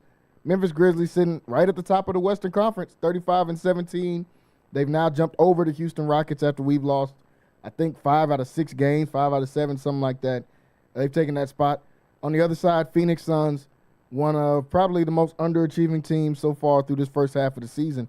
They're sitting at 26-26, and they've got 3 max guys, and one of them got a no-trade clause. I think they ruined all their team chemistry. They barely had any, but they ruined all of it when they started shopping KD. Now, that's the owner that doesn't know what he's doing. Matt Ishbia, you're one of the greats in the real estate game and what you've been doing in real estate. You are a terrible basketball owner. I'm just going to keep it a buck, man. You're not good. You're not a good basketball owner. You looked at what happened last year and said, I wouldn't rather the Phoenix Suns have the best situation in the NBA when you look at our roster and then the picks that we have. I don't know how you thought that. Then he didn't use any of the picks to get anybody. You got Bradley Beal on a no-trade clause. That's the worst contract in sports. A 6'2", 32-year-old shooting guard that can't play defense, that can only shoot, and can't facilitate as a point guard. That doesn't make any sense. But, just for this game here tonight, I like the Grizzlies still, even though Phoenix is at home. But if Phoenix is ever going to turn around their season, it's got to be now. They got to get some momentum going before the All-Star break. When you come back from All-Star break, you only got about 30 games, 25 games left in the season. So if they are going to turn it around, you got to start doing it now before the All-Star break. Said, who you like in this one, Memphis or the Phoenix Suns? I like Memphis just for the exact reason that you said. Phoenix ruined their team chemistry when they tried to shop KD, because now, and from everything that I read and heard, he was not happy at all about that. Yeah. Matter of fact, he felt like that was disrespecting him. So now you're going to ask him to come back out and go to work. I just don't see how he's going to be in a mindset to where, I got a lot of love for this organization when he feel like the organization didn't have a lot of love for him. So that's going to be a problem. And then, like you say, the Bradley Beal thing is a terrible situation. There's going to be some type of a mental hangover from the fact that they tried to, move off of KD without KD knowing about it. Yeah, that is definitely going to be some type of mental hangover. He's your best player. However you try to slice it, I know Devin Booker is younger, but Devin Booker is not better than Kevin Durant, even though Kevin Durant is 35.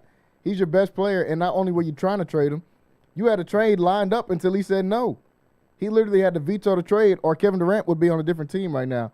So you messed that up, and then you were already 11th in the West before you decided to do this. But so you just messed it up completely, and then you were going to trade Kevin Durant for Jimmy Butler. So that just shows me that no one is thinking in this whole organization from top to bottom. Shout out James Jones. I liked him as a player, and I thought he was going to do good as a GM. But if you're even close to making a decision like that, somebody's not thinking at all. Kyrie, who you like in this game, Memphis or Phoenix? Yeah, Memphis is easy. It's all day. I am smashing the over on Kevin Durant's three-pointers made, though. I don't feel like he's going to be really trying to put his body on the line today, but I think he's still trying to I'm him. So, yeah. I do think he's going to put a lot of jump shots up. But I'm thinking Memphis, man. They don't have anybody to guard Jaren Jackson Jr. Like, that's a watch. Jaren Jackson Jr. has been hooping this year. Hooping, and he might be their best player. I don't know what. All right. Hey. I don't. What has happened to John Morant this year? Man, he had a whole bunch of stuff happen the last couple of years, man. He's just trying to get back into action and get back into hooping. He's been the whole season. Really? Hey, man, it just takes some guys a little bit of time. He's still their best player. If Ja leave right now, first of all, Ja's missed almost half the season. Jaren Jackson has played 20 more games than him. So you already dealing with the stuff from last year, and then he's dealing with injuries. When he's healthy, man, Ja Morant is still Ja Morant. Like, I'm not gonna say that. But to your point, Jaren Jackson is having his best season by far for sure. Mm-hmm. Yeah, so, but I am taking Memphis. They are playing well. I don't really buy them as a top. They don't scare me in the playoffs, really. No. I don't see that, but they are a good team as of right now. But I just don't think they're going to go far. I think that's the first round exit, to be honest with you. I agree. I like Memphis tonight in this game against Phoenix, and I do agree with you on the other point. I think they're a good regular season team. In the playoffs, they don't scare me at all. Jaren Jackson is just a foul waiting to happen. That's why they lose every playoff series, because he plays 20 minutes a game because he fouls out every 5 seconds. And then when you do that, you're gonna have Zach Edey in a pick and roll. That's a Golden Corral buffet for whoever's a point guard. You switching him out there, and this dude can't move side to side. I don't know if he can do the cha-cha slide. He's got no chance trying to guard somebody. So that's a first round exit waiting to happen with them. But those are a couple of the games coming on tonight. New York and Indiana, Memphis and Phoenix. Those are games coming on our national schedule coming up. Looking back at some football topics while we have about 20 minutes here left on the show. And I saved this one towards the end so we can get everybody's opinion on this. Aaron Rodgers is going to be done as a New York Jet. He's done in New York after a disappointing season. Very underwhelming, very underachieving season for the New York Jets and for New York and for Aaron Rodgers. Reports have come out that said he's done in New York. I don't think he's done playing football. I don't even think that he's bad at playing football. I just think that Aaron Glenn did the right decision, and he came in here and said, hey, bro, this is my team. We're not going to do this back and forth stuff. We're not going to do this.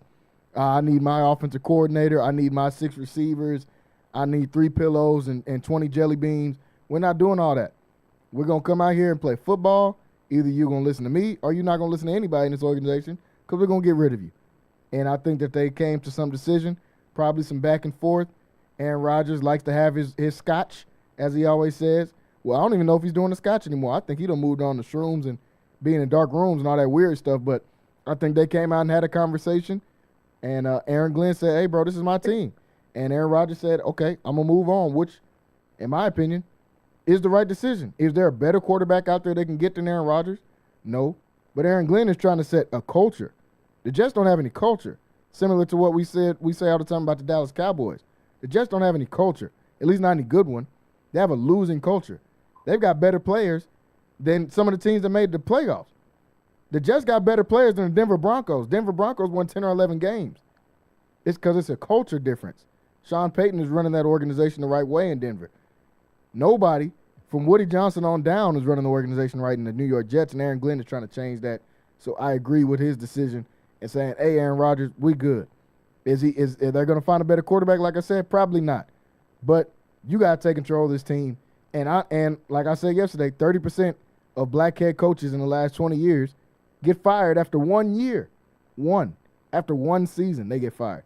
So Aaron Glenn said, if I'm going to do here just one season, I'm guaranteed, I'm going to do it my way. It's not going to be Aaron Rodgers' way and then I try to fit in. It's going to be my way. Said when you heard the news about Aaron Rodgers moving on from the New York Jets, what was your thought? I was happy for the Jets organization because Aaron Rodgers, he's far past his prime, obviously. Yes. I can't remember the last time I remember watching Aaron Rodgers play consistently well during the season. It was definitely probably the year before he left Green Bay to come to the Jets. But you're absolutely right. You don't want his antics to be a distraction, especially with New York and that huge media market that they have there. You got to establish control over the organization. They had a championship defense last year. They really did this past season. And if you look at their roster, you say, can you find a better quarterback? I think you can. If you go out there and explore the options, you may be able to bring in, a Russell Wilson or Sam Darnold, who both played better than Aaron this year. So, I think it was the right thing to do because at some point in time, you just can't have one man holding your franchise hostage. No, I totally agree. You can't do that. Aaron Glenn, you don't know how many chances you're going to get at this. So it can't be on somebody else's terms. If you're going to do it, it's got to be on your terms. Kyrell, what was your thoughts when you heard about Aaron Rodgers getting out of there? Man, this is my first time hearing that. So I'm actually kind of floored right now, but I'm happy for the Jets. Yeah, man, get all that man. Hey, get him out of here, man. He's crazy. Right? He's making demands. You think he's LeBron and all this other stuff. You're not. So I don't know where they're going to get a quarterback from. I could see Shedeur ending up in New York. They got the 7th pick. I could see that. I don't think Jacksonville really needs that high of a pick. I think they can trade back. I do believe Cam Ward will be the first quarterback off the board. But I think Shedeur to the Giants isn't going to happen. But I could see Shedeur going to the Jets. All they have to do is just swap with Jacksonville, who what do they need so much? They probably take getting picks, or getting more picks. Honestly, if they trade back. And I know it's just 2 spots for what can you really get, but you might can get an extra third or an extra second. Who knows? especially if they know you're going to take a quarterback. Why not just go get Shador? I mean, you're going to bring in another old guy, bring in another old guy this year, draft a lineman, and then go get a quarterback next year. That's an option. But if you really believe in these quarterbacks that are coming out, I say if you like Shador, I say you trade up and go get him. Just 2 spots. You're not going to have to come up off too much capital. And I think Jacksonville is a team that you can get with. Yeah, no, that's not a bad idea. Go ahead, Seth. No, it's not a bad idea. But the only pushback that I have on that is Deion Sanders came on a national sports talk show and said that he's not going to allow either of his sons or Travis Hunter to go to a bad organization. And it was a Dan Patrick show. And Dan Patrick said, okay, well, which organizations are you talking about? And Deion Sanders says, you know who I'm talking about, because these are the teams when they're playing on Sunday, you turn the channel. So you know what I'm talking about. The Jets have to be one of those organizations that he wouldn't want to have Shador playing at. Yeah, now I agree with that he probably wouldn't want him to do that. And maybe with Shador, he can control that. He definitely can control it with Shiloh, because Shiloh is going to be an undrafted free agent. He's not getting drafted. And with Travis Hunter, he don't have a choice in that, because Travis Hunter's going in the top 3 picks. And the Titans, the Browns, and the Giants are all bad organizations. So, Deion, you're just going to have to bite the bullet on the one with Travis. Maybe Shador, you can have some movement in there. Like you said, Kyrell, I think if Shador gets past the Giants, the Jets are going to get him, because they're probably going to try to trade up with New England or the Jaguars, because you can't let them get to 6 right before you, because you know the Raiders are going to take him at 6. So you got to make a deal at either 4 or 5 with somebody to trade up and get him. Should they do that? I think if you can move some guys around, that's a lot of salary cap going to the quarterback room if you do that. But I think if you could find a way to get off Aaron Rodgers, or maybe get off of some of that money that Aaron Rodgers is owed over the next 2 years, that's not a bad idea. If not, man, get a bridge quarterback in there and build the guys. Find out who the guys on your team. Find out who the guys are, who the guys you need to keep. They got to transition from certain guys, like C.J. Mosley is older. They got to transition from guys like that. They got Tyron Smith to figure out he is completely washed. I guess that is one good thing that Jerry Jones evaluated over the last summer, is he's seen something that Tyron Smith is completely and totally washed. He was getting beat by everybody. And for the majority of his career, when I was watching football all the time, Tyron Smith is one of the best left tackles I've ever seen play when he was in his prime at the Dallas Cowboys. Those days are over with. I think they went and got Morgan Moses at the other tackle. So they've got some other things they need to retool and figure out. But I wouldn't be mad if they did trade up and try to get a Shador or a Cam.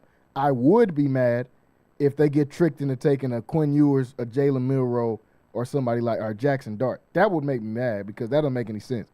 I'd rather just go get a bridge quarterback, like Sed just mentioned earlier, a Russell Wilson or somebody like that you can just have as a bridge guy. Another trade going down in the NFL, potentially, is Deebo Samuel, who has come out and asked for a trade.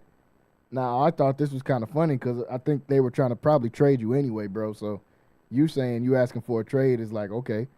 Like, I want a snow cone when it's hot outside. Obviously, you're asking for a trade. They were going to trade you.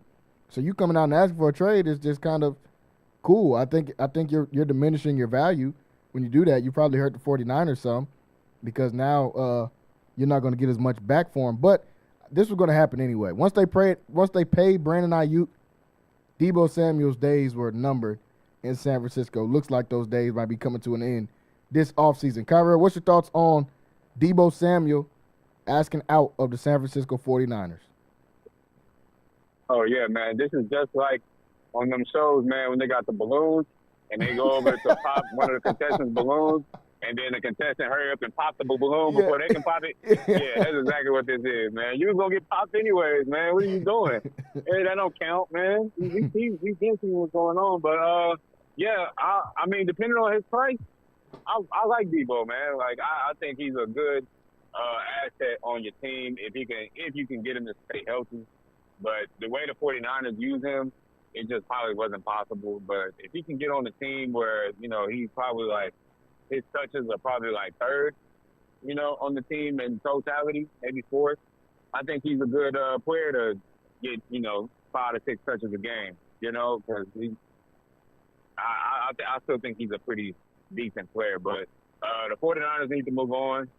They can probably this probably the highest price you'll get for him right now from this point forward. So, I think it's probably it is mutual. Well, I don't know if it's mutual, but it is necessary for the organization to move on from him. I still think Debo's a really good player. I think Debo is getting underutilized in San Francisco because he's never even played with a good quarterback. If Debo played the same role that Puka Nacua or Cooper Kupp was playing in the Los Angeles Rams, Debo would be an 8 or 9 catch guy every single game. I definitely think he's still got a lot of juice left in the tank if he can stay healthy. The 49ers only really just had a couple of ways that they could use him. Drag routes and running the ball. They didn't have any other way. They couldn't figure out another way to get him the ball. And with him being out there and being in and out of the lineup, with them making the terrible mistake of paying Brandon Ayuk $40 million a year, which I thought was a mistake from the jump because he's not that type of receiver. Only mistake they can make worse than that is if they give Brock Purdy $50 or $60 million a year. That'll be the biggest mistake in the NFL if they decide to do that. But for Debo, I still think he's got a lot left in the tank and can help a team out. Seb, what was your thoughts on Debo coming out and requesting a trade from the Niners? Yeah, I think this is just him trying to save face because we all know the Niners have to do something with their personnel. Like I said, they just paid Ayuk. And I think they're going to give Brock Purdy $50 million a year. I don't necessarily agree with that either. But and then, you already paid C-Mac. You're going to have to redo Kittle here pretty soon. You got 9 unrestricted free agents on your roster, and you don't have any money to pay anybody. So you got to move off of somebody, and Debo is the obvious choice because just like you said, Debo still has something left in the tank. And the thing about coaches, and we don't probably emphasize this enough, but coaches have egos too. And they'll be like, you know what, if I had that guy, I could turn him into a better player. So there's going to be suitors. There's going to be suitors for Debo. Yeah, I agree. And you're right about the coaches having ego because we see it a lot of times when it goes bad. They think, oh, well, I have that guy. I'll do way better than that guy comes in at the same. We watched the Raiders do the same thing with not only with the coach, but they did it with a player. They said, well, if Josh McCown comes here, or Josh McDaniels, he comes here, then he's going to be a great coach. And then Josh McDaniels says, well, if I get Jimmy Garoppolo, like I did in New England, he's going to be a great quarterback. And both of those things turned out to be false, and now both of them are out of the league. So that's just how it goes sometimes in this league, but I definitely think there's going to be suitors for Debo. Last question here before we got to get off here today. This GOAT debate with Patrick Mahomes. Everybody was saying, oh, he's right there. Some people, not everybody, because there's a lot of mixed reviews on where he's at. I said I still had him at 3, and he's got the potential to be 2 if he wins this Super Bowl. Not the potential. If he would have won that Super Bowl, he was going to be over Joe Montana, in my opinion, because it's a 3-peat and all of that. I still didn't have him above Tom Brady because we act like we forgot this dude won 7 rings.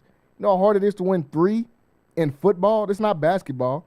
Basketball, if you're the best player and we get you a couple of other players, you're going to have a good chance to win the championship every single year. Football is not like that. It does not matter if you're the best player. It does not matter if you got a couple of good guys because the turnover in football is so much different than basketball. That's why I believe football is the hardest sport to win a championship in consistently. Tom Brady got 7 of those. So I was not going to put Patrick Mahomes above him, even with this Super Bowl. Is he heavier into the debate?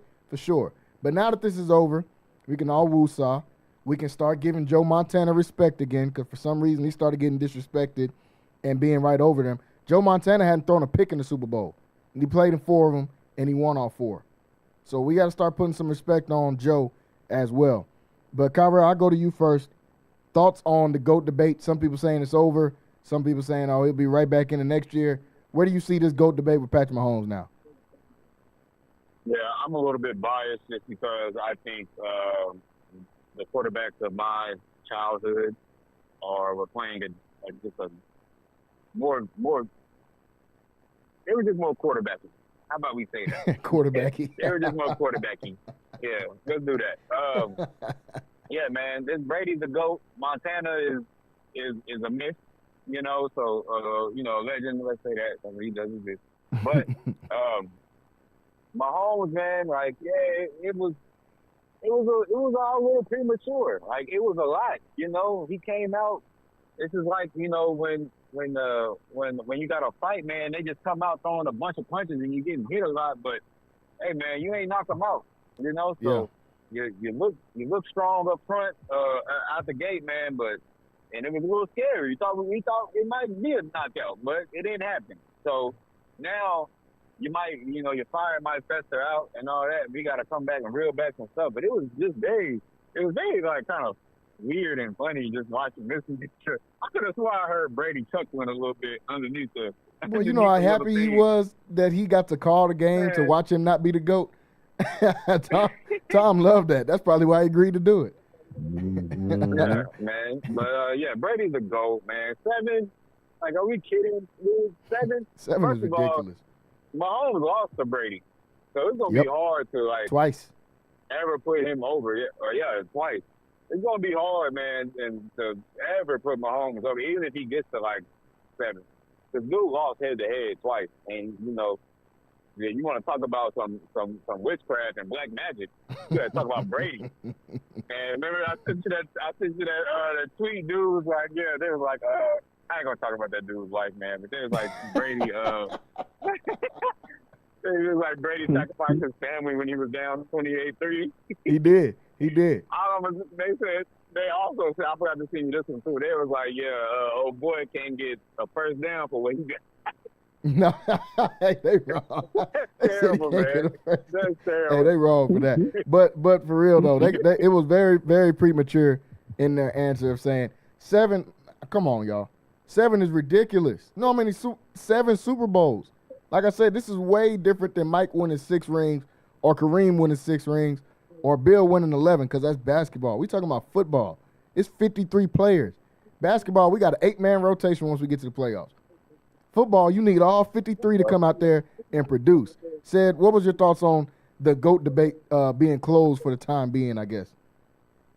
Yeah, the whole thing about him being the GOAT, it was definitely premature. Now listen, I get it.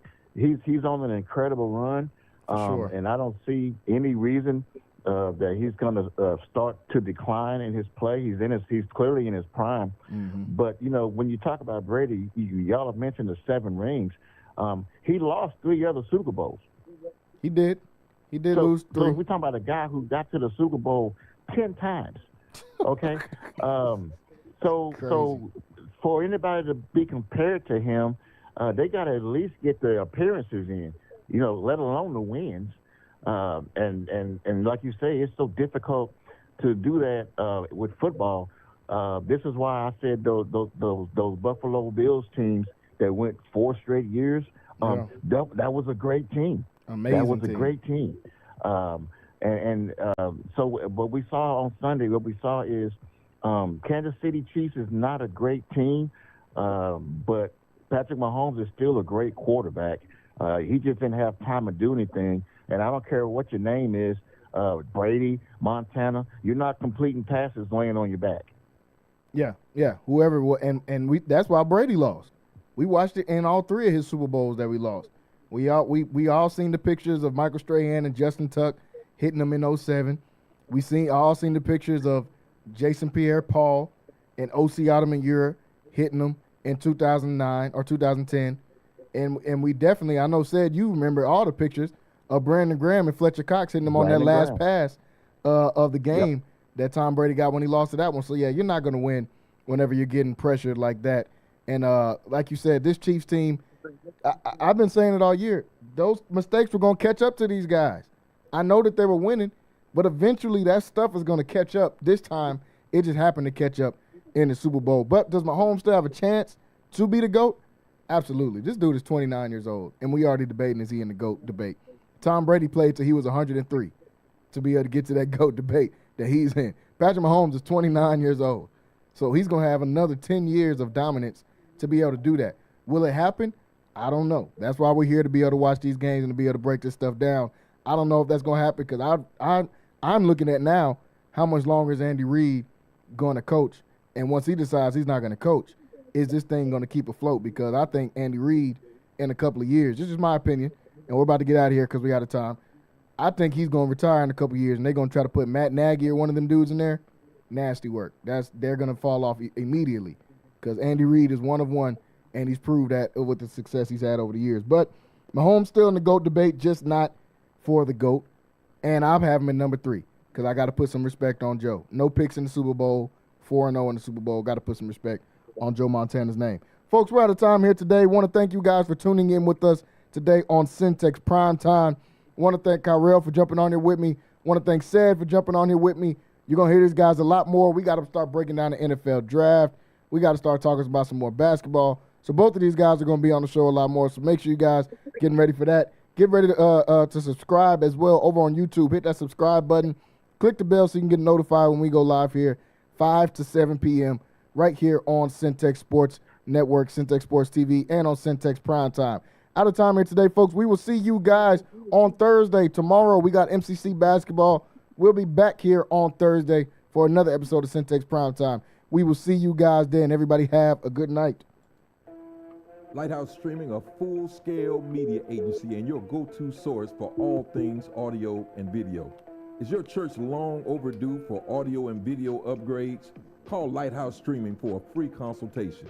Does your corporate or church event need audio or video production? Don't stress.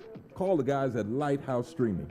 In business since 2017, Lighthouse Streaming has produced hundreds of live events and completed dozens of church and venue installations. Whatever your AV needs are, Lighthouse Streaming has you covered. Give them a call at 254-252-4206. That's 254-252-4206. Or go to lighthousestreaming.com.